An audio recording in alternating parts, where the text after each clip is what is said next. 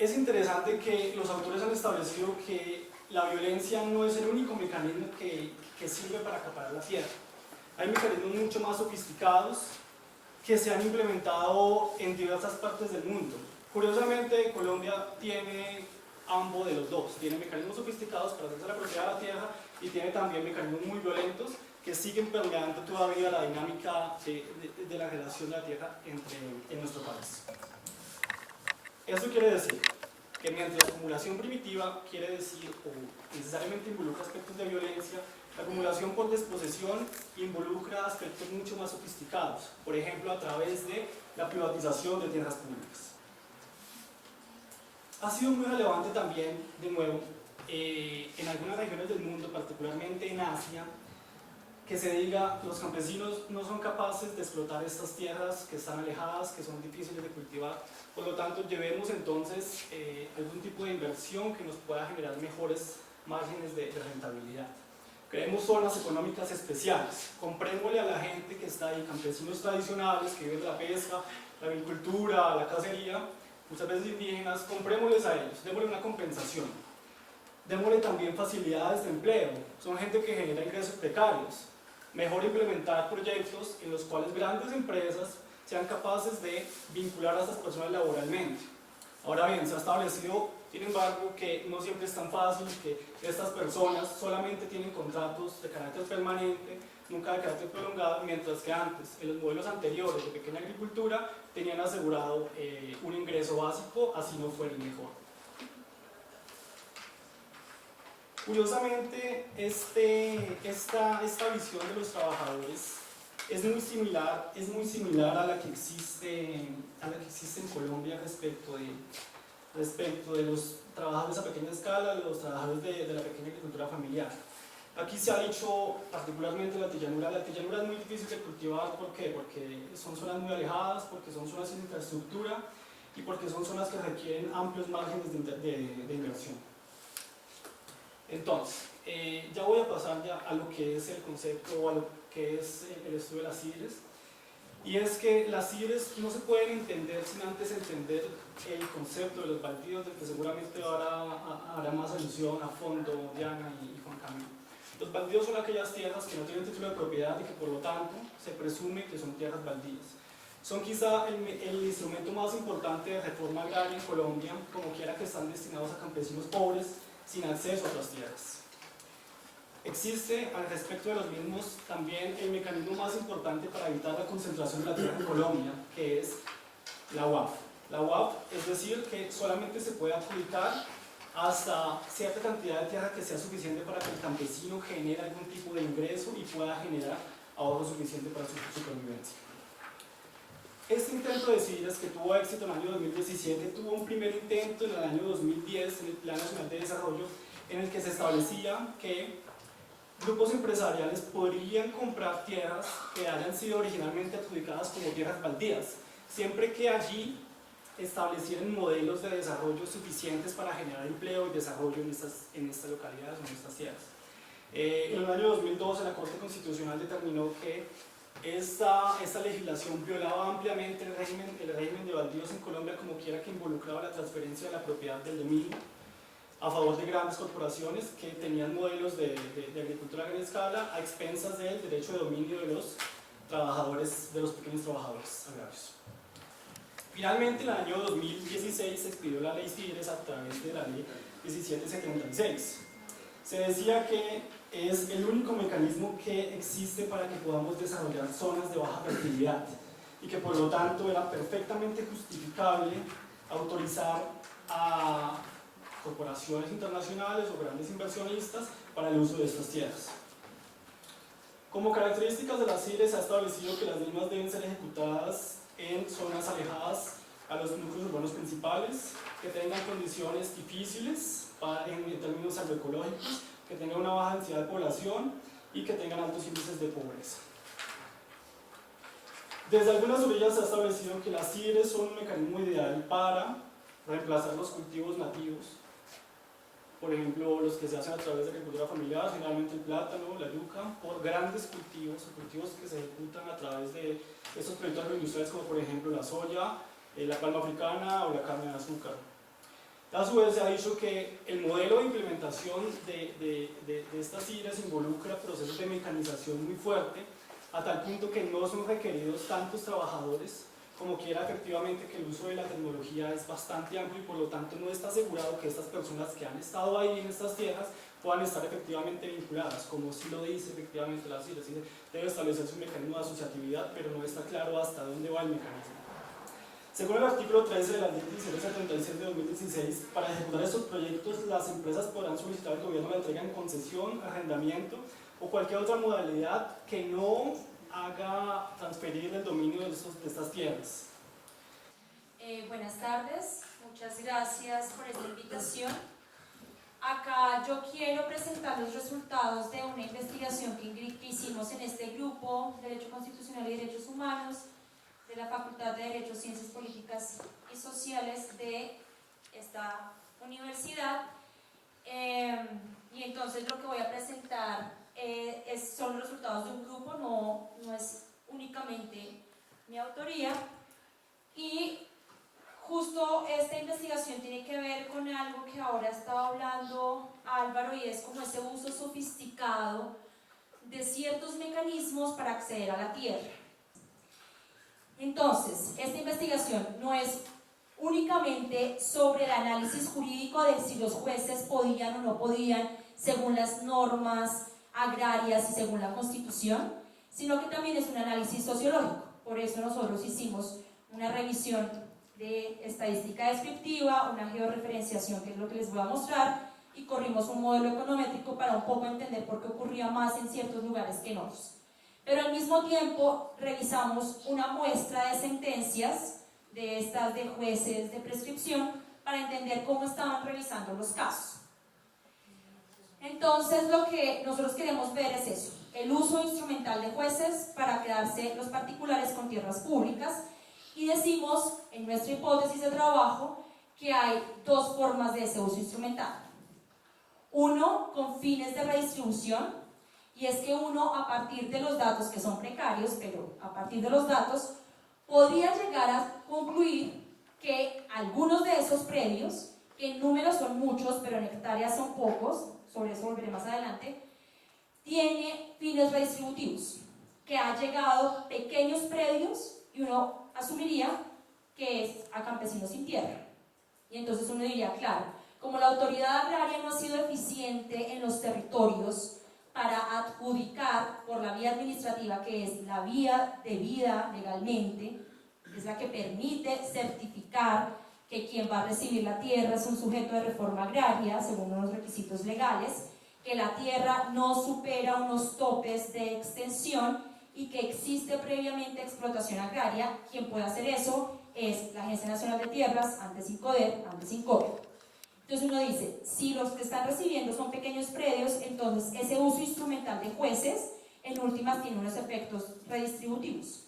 Como no funciona la autoridad agraria, entonces tocó irse por los jueces civiles, y es cierto que es una vía irregular, pero en últimas hay justicia material.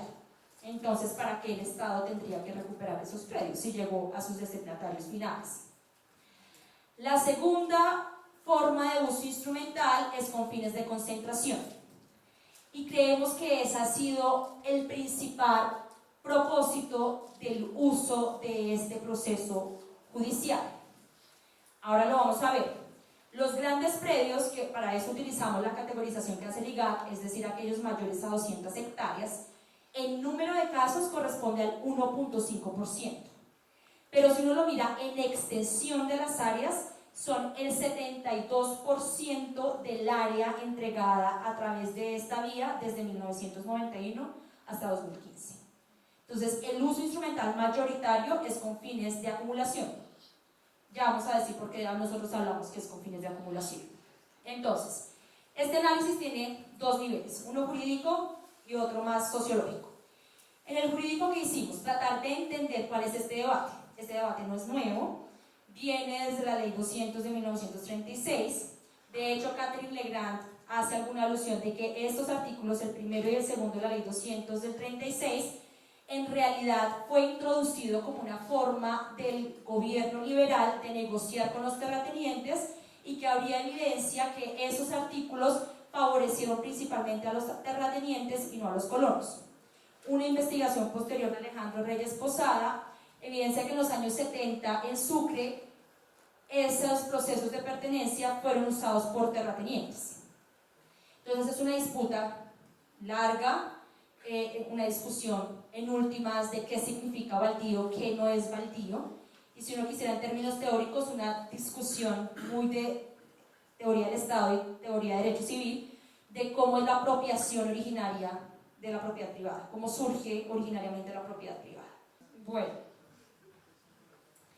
entonces, en las conclusiones o los resultados de la investigación yo quisiera como demostrar tres cosas, y es, en los debates sobre este tema, hace poco hubo una audiencia el 7 de febrero en la Corte Constitucional, por nuestro grupo participó el profesor Rodrigo Primni, donde se debatió que como una nueva tutela, una SU, de este tipo de casos, y la Corte quiere ver pues en qué va el seguimiento de esto y pues en últimas resolver la disputa constitucional, el debate constitucional alrededor de esto. Lo que mostramos en esa audiencia son tres tesis principales. ¿Y por qué esas tres tesis? Porque se ha difundido la idea, sobre todo por jueces, magistrados de tribunales, que en realidad primero se pueden entregar baldíos a través de procesos de prescripción, que sobre los baldíos procede la posesión. Segundo, se ha dicho que además de que se puede legalmente, eso ha tenido unos efectos muy importantes de justicia material, porque como van a ver ustedes, la mayoría de los casos se concentran en Boyacá y son minifundios por número de casos. Entonces uno diría, eso tiene unas funciones de justicia material, como cuál es el problema. No existe entonces problema. Lo que nosotros queremos evidenciar es que eso no está así, que concurren las dos cosas, las dos tesis, fines redistributivos, fines de concentración, pero que en muchos casos prepondera la segunda, la acumulación de la tierra a través de esta vía. Este mapa lo que nosotros tratamos de hacer es como un Gini de tierras, y es tratar de ver la categoría de tamaños de predios prescritos por cada departamento comparado con el total de áreas, de hectáreas prescritas. Entonces el radiante va variando si es microfundio, minifundio, pequeña, gran propiedad. Y de nuevo, ahí lo que nos muestra es que la mayoría de extensión corresponde a grandes predios, el 72%. La segunda gran respuesta o resultado que encontramos es que este fenómeno está concentrado en pocos departamentos, en un periodo muy corto y en pocos juzgados, sospechosamente en pocos juzgados. Entonces, este mapa, nosotros lo que tratamos ahí de demostrar es el número de casos de prescripción por municipio, por densidad poblacional. Por eso parece como si tuviera varicela. Pero lo que trata de mostrar un poco es la densidad. De nuevo, casi no se ve. Sí, yo creo que toca apagar, es como está, pero bueno. Lo que muestra ahí es la densidad de casos. Si uno hace un análisis de ahí, lo que le muestra es que el fenómeno se concentró en la zona andina con unos puntos focales en el Caribe. Esos puntos son Córdoba, Sucre, mayoritariamente donde se concentra. Pero de resto es toda la zona andina. Boyacá, Cundinamarca, Tolima, Huila, Quindío, Risaralda, es donde se concentra como mayoritariamente. Y ahí nos preguntamos, bueno, esto es un poco extraño, ¿por qué? Extraño o no extraño, es un poco extraño porque son zonas de colonización consolidada, es decir, no es que esté en crecimiento la frontera agraria, pero también coincide con zonas que tienen mayor disponibilidad de jueces y mayor disponibilidad como de instituciones estatales, y uno dice, pues si uno necesita un proceso de prescripción, lo mínimo que requiere es que tenga un juez más o menos cerca por los costos de transacción de trasladarse de un lugar a otro. Nos dimos cuenta que había 22 casos críticos, 21 personas naturales y una persona jurídica, donde acumulan 13, 14, 15 y hasta 16 prescritos cada una de ellas. El menor número de casos donde cada una de estas personas acumula predios son 5 o 6. Si uno pudiera hacer la georreferenciación, ese ejercicio lo queremos hacer, vamos a hacer la georreferenciación de el sujeto que se quedó con 13 para ver si lo que hizo fue acumular, o sea, graneado, sacó prescripciones, jurídicamente son predios individuales, pero físicamente es el mismo predio que puede estar explotado en una gran extensión de tierra. Sobre esto, lo que refuerza nuestra hipótesis, salió una nota en 070, que es un medio de comunicación de la Universidad de los Andes, donde señala que un político del Centro Democrático se quedó con una grandísima extensión de tierra embichada a través de este proceso.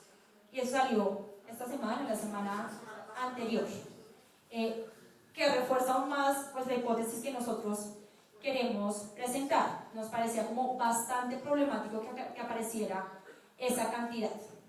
Entonces, en últimas, esta es la tercera gran conclusión, en últimas lo que nosotros encontramos es cierto, hay un uso instrumental de jueces para apropiarse de tierras.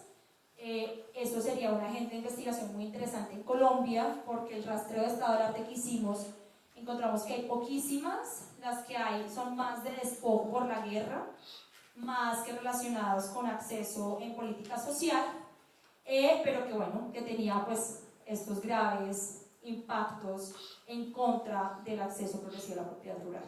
Entonces, la figura de la prohibición de acumulación de baldíos, la gran primera mentira que echan, que no es que sea muy trascendente, pero la primera gran mentira que se dice de la figura de acumulación es que la figura apareció en la ley 160 del 94. La figura estaba contenida en una modificación que se hizo en la ley 135 del 61, la ley 135 no la contenía tampoco, pero después en la ley 30 del 88 que modificó la ley 135 y que en mi parecer es una ley que empezó a mostrar cómo iba a ser la ley 160, cómo debería haber, cómo se propuso después para el país una reforma agraria de tipo mercado de tierras, y esa ley 30 modificó la ley 135 en ese sentido.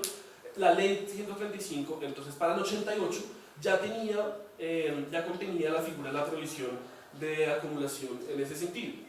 Entonces, después obviamente esa figura de la ley 135 que fue derogada fue reemplazada por el artículo 72, por el inciso 9 del artículo 72 y por el inciso 14 del artículo 72 de la ley 160 del 94. Entonces, en la figura de la ley 30 del 88 es una figura que digamos, empieza a dar los elementos de cuál es la figura hoy en día. Entonces, parte de varios elementos. El primer elemento es reconocer que un predio adjudicado como baldío es un predio sobre el cual se puede hacer una transacción. Es decir, el predio adjudicado como baldío, al día siguiente de ser adjudicado como baldío, que eso cambió un poco en el decreto 902, pero al día siguiente de ser adjudicado al baldío pasa a ser propiedad privada del campesino que se le adjudicó y por ende, salvo obviamente con algunas restricciones como esta y otras restricciones de tipo relacionados con el uso y con la explotación, la persona puede, digamos, disponer libremente de su predio. Lo siguiente que establecía el artículo 30, que el artículo de la ley 30 del 88, es la misma consecuencia que establece el artículo 72, y es que los actos que se hagan sobre esos predios que tienen origen baldío y que terminen en la acumulación de una sola persona que acumula más de extensión de lo permitido son nulos absolutamente. Y eso remite, para mí desafortunadamente, a una figura del derecho civil. Es decir, y eso tiene que ver mucho con una discusión muy grande, y es en el país no hay derecho agrario. Entonces el país mezcla figuras como la prescripción, que son figuras del derecho civil, las mezcla con el derecho agrario, y aquí pasa exactamente lo mismo. Mezcla una prohibición propia del derecho agrario, la mezcla con una figura con la consecuencia jurídica de, pues entonces es una nulidad absoluta, toca ir ante un juez civil, y eso tiene, digamos, unas implicaciones y unas complicaciones en la práctica y jurídicamente. Entonces, digamos que esa es la configuración de la figura de la prohibición. Existe desde el 80, digamos, jurídicamente existe desde el 88, a pesar de que en algunas interpretaciones posteriores, particularmente a la Superintendencia de Notaría de Registros, se le da vigencia solamente a partir del 94, y la discusión se plantea a partir del 94, y realmente hay un periodo entre el 88 y el 94 en donde también hubo prohibición. La Corte Constitucional se ha referido en dos ocasiones principalmente a esta figura, en la sentencia C-536, en donde demandaron particularmente el artículo 72, y la Corte realmente, digamos, más allá de explicar la razón de ser de por qué una prohibición de este calibre, no entra en el detalle de la figura, simplemente plantea que esa figura está pensada con el fin de evitar la acumulación de propiedad sobre una sola persona y por esa vía, digamos, garantizar la reforma agraria y por esa vía garantizar que los predios baldíos van a estar o que los predios de origen baldío, que la repartición de tierras que haga el Estado va a estar en cabeza de sujetos de reforma agraria. Y no dijo, digamos, no fue mucho más profunda la Corte frente a la figura, obviamente declarándola en ese momento constitucional. El segundo momento en el que la Corte se pronunció frente a la figura fue cuando analizó la sentencia de constitucionalidad de la ley CIDRES. Entonces, y antes de esa sentencia, la superintendencia ya se había referido, la superintendencia notarial de registro, que yo quiero insistir mucho, tiene un papel muy importante acá, porque en últimas es quien está verificando por los negocios, quien debe verificar, digamos, la legalidad de los negocios jurídicos para registrarlos. Ya se había pronunciado en una primera circular interna, la circular se emitió en 2013, y básicamente la superintendencia acogió lo que había hecho la Corte en la sentencia y dijo, esta figura busca evitar la concentración de la propiedad, y después dijo, para poder registrar, tráigame una declaración juramentada de que usted lo está acumulando. Entonces, obviamente eso implica, pues usted le está diciendo al ciudadano que lo que desafortunadamente el Estado hoy no puede hacer, porque el Estado, es muy difícil que el Estado logre certificar de que usted no está acumulando, porque es que uno piensa en esto como si estuvieran acumulando apartamentos en Chapinero, y cuando uno va a revisar un folio de matrícula y a entender un caso de acumulación, se va a dar cuenta que en algunos casos fue tan sofisticado el ejercicio que no es tan sencillo verificar un folio de matrícula, y que en algunos casos la información es tan precaria, sobre todo la registral y la catastral, que resulta imposible verificar si hay una acumulación, y en algunos casos la simple falta de reglamentación impide que el Estado continúe.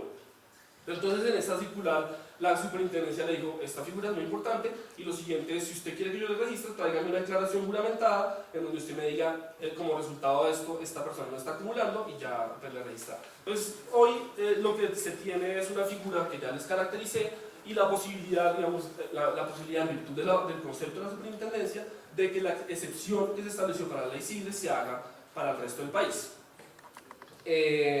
Bueno, entonces, realmente, ¿qué se debería revisar? ¿Cuál es la figura y cómo debería ser caracterizada la figura? La figura ya tiene su reglamentación en la ley 160, y la pregunta o las preguntas que se tienen que hacer al momento de analizar si hay una acumulación es lo que está aquí. Es cuándo se adjudicó el predio, porque para predios adjudicados después de la expedición de la ley 160 se debe revisar que hay una inscripción de la prohibición, y si no, pues la prohibición no podría ser efectiva.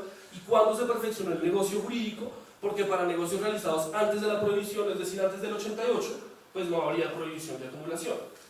Si el negocio se hizo antes de la existencia de la prohibición. Eso ha sido interpretado por ejemplo, el salvamento de voto de la sentencia C077, equivocadamente, porque entonces se dice que el Estado no puede establecer una prohibición retroactiva, pero la prohibición no es retroactiva, porque el negocio jurídico, porque no importa cuándo se adjudicó, sino cuándo se hizo el negocio jurídico. La ley no quiere sancionar a quien hizo el negocio jurídico vendiendo, sino a quien hizo el negocio jurídico comprando y por ende acumulando. Entonces lo que se debe realizar es la fecha del negocio jurídico. Vengo a presentar una investigación que hizo la Oficina de Naciones Unidas para la Alimentación y la Agricultura y la Unidad de Planificación Rural Agropecuaria UPRA en el año 2015.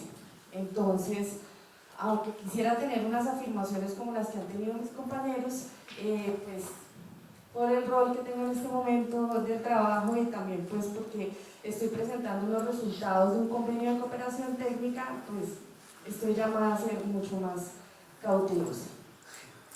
El título tampoco es muy atractivo. Digamos, no estaría en un folleto para subirse a una Transmilenio a explicar, pero yo a veces tengo esa discusión eterna en la oficina porque la gente quiere que no distingo muy bien los escenarios de la comunicación, y pues hay temas que no son tan chéveres como uno quisiera, y cuando uno va a hablar de ellos pues no son tan agradables, incluso los títulos son un poco agresivos.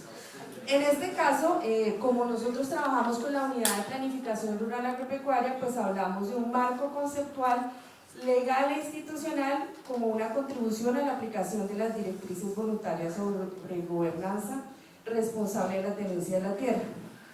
Y los que ya me han escuchado, que aquí veo varios, ya están bostezando, saben que yo siempre llego a hablar de las directrices voluntarias. En la oficina me dicen que yo soy la vendedora de aspiradoras de las directrices voluntarias, y esta investigación para la FAO Colombia significaba poder incorporar las directrices voluntarias con un socio de gobierno, en este caso con la UPRA, que en esta presentación, que es muy parecida a la que hicimos en noviembre de 2015, aquí que veo a Oscar, saco los logos de la UPRA porque la UPRA no está participando hoy acá, y porque yo me tomé otras libertades que no me pude tomar ese día. Lo primero que tengo que decirles es que las directrices voluntarias son un instrumento de derecho blando. Ustedes ya Germán también hizo alusión al tema de derecho duro y derecho blando en materia de derechos humanos y derecho internacional, y nosotros específicamente nos encargamos de los temas de acceso, disposición y solución de conflictos. Las directrices voluntarias son un instrumento de derecho blando que tiene que ver con pactos de derechos humanos y pactos de derechos civiles y políticos, económicos, sociales y culturales que están vigentes. Ahora sí voy a entrar en el tema específico de estudio. Con la UPRA definimos estudiar un tema complicado, pero como decía Juan Camilo, que tiene sus olas, ¿no? Cada tanto tiene una ola de actualidad, y además porque la FAO, al tiempo que discutió las directrices voluntarias, desde el año 2009 hasta el año 2012, sacó dos estudios muy interesantes sobre la acumulación de tierras y la extranjerización de tierras en el mundo y específicamente en América Latina. Entonces lo que nosotros nos propusimos fue hacer un estudio especial para el caso colombiano, y así lo hicimos. Difícil encontramos el rastrear el tema de la extranjerización e incluso construir la definición, porque es fácil de decir, pero es difícil de encontrar. Y como teníamos la obligación de sacar un texto de manera conjunta con una entidad del Estado, pues nuestras fuentes tenían que ser absolutamente verificables. Entonces nosotros hicimos un análisis escalar, un análisis a nivel municipal, departamental y nacional, en el que revisamos el tema de la extranjerización, la acumulación, a la que se refirió ampliamente Juan Camilo, y el acaparamiento de tierras. Y en materia de extranjerización, pues nos encontramos con muchísimas dificultades. La primera es, bueno, cuando yo hablo de extranjerización, ¿de qué hablo? ¿Del pasaporte? Eso fue lo primero que pensamos. ¿Qué hago? O sea, voy y busco en el registro de quien no es nacional colombiano, y entonces estaría hablando de extranjerización. Entonces voy a ver a las supersociedades y a la Cámara de Comercio, mejor a ver qué sucede con las sociedades, a ver si de pronto encuentro sociedades internacionales que en su objeto social tengan obviamente no tienen el acumular tierra, pero que sí tengan negocios que tienen que ver con la tenencia de la tierra. ¿Y qué nos encontramos? Que las sociedades internacionales, cuando se inscriben en la Cámara de Comercio de Colombia, quedan como sociedades nacionales en su mayoría. Entonces ahí tampoco, ese no era el camino para lo que nosotros queríamos buscar. Y nosotros establecimos 5 tipologías jurídicas de estudio, porque a través de este análisis de información secundaria también nos planteamos un estudio de caso, nos dejamos inicialmente planteados unos indicadores, y pues obviamente que tuvimos unas conclusiones preliminares, porque si hubiéramos podido aplicar los indicadores como queríamos, pues hubiéramos tenido unas conclusiones mucho más contundentes. Y estas tipologías tienen que ver con el régimen agrario, la línea de tiempo que pasé hace un rato, y tiene que ver la tipología 1, es la que se considera la tipología improductiva, es decir, la de la simple acumulación. El que tiene el título, con la formalidad que exige Colombia tener el título a través del título y el modo de tener la escritura y tenerla registrada, pero que no la usa, solamente la acumula. La modalidad de hacienda, que es la persona que tiene la propiedad y la posesión, pero el uso de la tierra en grandes extensiones a veces lo tiene alquilado a otros. La plena propiedad, que es obviamente quien tiene la propiedad pero que también la está usando, la informalidad, tanto en bienes públicos como privados, y el uso, que es quizás una de las cosas que más ha avanzado, pues lo que nosotros pudimos determinar, es en la sofisticación del uso con respecto a la tierra y a las grandes extensiones. Nosotros consideramos que tuvimos unos avances teóricos, metodológicos y unos avances en el diagnóstico del caso colombiano. Unos avances teóricos porque bueno, hicimos una caracterización del contexto, hicimos una línea de tiempo, porque nos referimos específicamente al mercado de tierras pensándolo desde el enfoque de derechos y a la seguridad alimentaria. Y en unos aspectos metodológicos porque pues usamos, para nosotros era muy importante usar las directrices voluntarias como una herramienta de trabajo, porque logramos dejar plasmados, por lo menos en su fase inicial, el tema de indicadores, pero el tema de indicadores pensados de los factores de riesgo, porque logramos hacer una identificación de variables, unos lineamientos metodológicos. Nosotros dejamos pues construida toda la metodología, cómo fue que hicimos, cómo fueron los instrumentos, por qué esos y por qué no otros, cómo los sistematizamos, por si otro investigador está interesado en eso o en otras cosas. Y unos estímulos, y pudimos construir además un capítulo de estímulos positivos y negativos a la concentración y extranjerización, a los que no haré referencia, pero que tienen que ver mucho con el tema de impuestos y subsidios. Y unos aspectos de diagnóstico del caso colombiano. Creemos que hicimos unos aportes en materia de concentración y conflictos de uso, dejamos unas consideraciones sobre distribución y acceso a la tierra, y además, pues como les decía hace un rato, esto ya está bastante revaluado porque el régimen agrario colombiano ha cambiado bastante. De como nosotros lo conocíamos a como está hoy, cambió mucho la distribución de la tierra y cambiaron los sujetos de reforma agraria. Incluso ha cambiado la aplicación de la UAF como zona relativamente homogénea, pasando ahora a la famosísima UAF predial, que hará mucho más difícil perseguir la acumulación. Bueno, muchas gracias.